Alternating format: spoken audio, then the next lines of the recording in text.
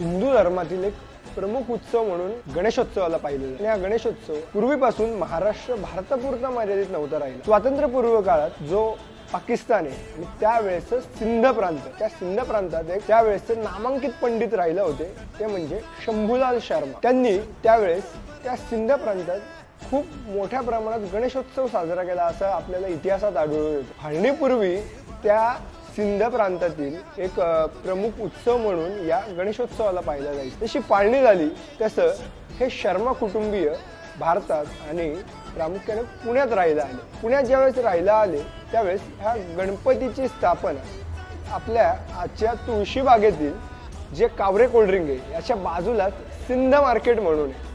सिंध मार्केटमध्ये पूर्वी हा गणपती बसवला जायचा असे सांगतात। 1950च्या दशकात ज्यावेळेस हा गणपती तिथे बसवला जायचा नंतर त्याला जसं सार्वजनिक स्वरूप यायला लागलं त्यानंतरून हा गणपती हलवण्यात आला तो स्वतः शर्मा यांच्या घरी। आज जिथे आपला गावकोस मारुती व गावकोस दत्त आहे या मार्गावरच हे शर्मा कुटुंबीय राहतात आणि त्यांच्याकडे अजूनही पाकिस्तानमध्ये बसवल्या जाणाऱ्या त्या गणपती बाप्पाच्या पाऊलखुणा अजूनही तिथे त्यांच्याकडे फोटोग्राफ्स म्हणा किंवा काही लेख अशा मार्फत आपल्याला दिसून येतात।